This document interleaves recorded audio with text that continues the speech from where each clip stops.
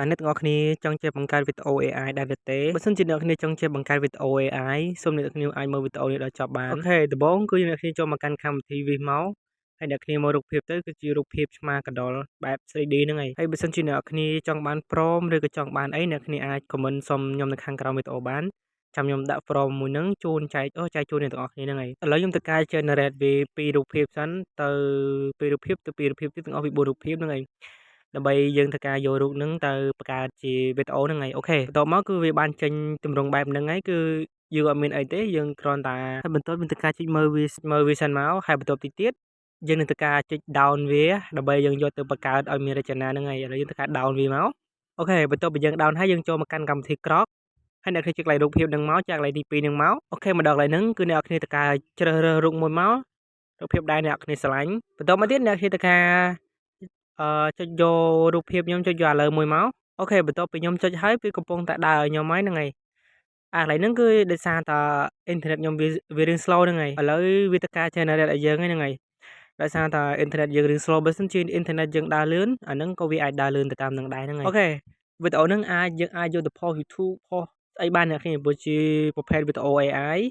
វាអត់មានចុះ copyright អីទេហ្នឹងហើយមកដល់កន្លែងហ្នឹងគឺវាធ្វើការដើរ generate ឲ្យយើងហើយហ្នឹងហើយយើងរងចាំវាបន្តិចសិនទៅ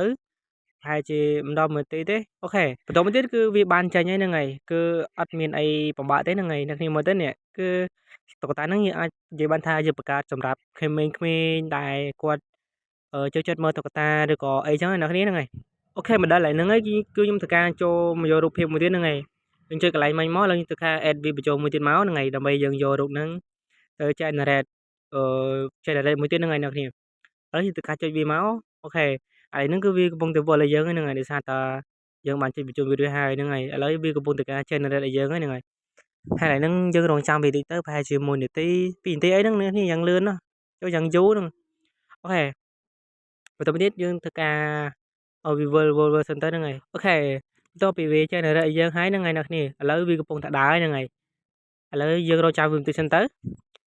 អូខេឥឡូវវាបានជា20ជាងហើយហ្នឹងហើយឥឡូវសង្សារមកអូខេឥឡូវឡើងប៉ែតហើយហ្នឹងហើយឥឡូវវាធ្វើការចេញមកយើងនេះមើលទៅគឺវានិយាយតុក្កតាហ្នឹងវាថាវានិយាយខ្លួនឯងហ្មងហ្នឹងហើយសម្រាប់ដែលយើងចង់យកទៅ post reel ឬក៏ short វីដេអូ long អញ្ចឹងហ្នឹងហើយអ្នកនេះអូខេវីដេអូហ្នឹងបើសិនជាអ្នកគ្នាអឺពេញចិត្តនៅវីដេអូខ្ញុំហ្នឹងហើយសូមអ្នកគ្នាsubscribe ខ្ញុំមួយផងហ្នឹងហើយអ្នកគ្នាអូខេឥឡូវខ្ញុំធ្វើការ generate រូបមួយទៀតសិនហ្នឹងហើយអូខេឥឡូវវាកំពុងតែដើរហើយនេះអ៊ីនធឺណិតរបស់យើងលឿនណាគឺវាដើរលឿនជាងឯងនេះអ្នកគ្នាមើលទៅហ្នឹងហើយហើយវីដេអូហ្នឹងគឺខ្ញុំធ្វើជាប្រភេទវីដេអូ long ហ្នឹងហើយ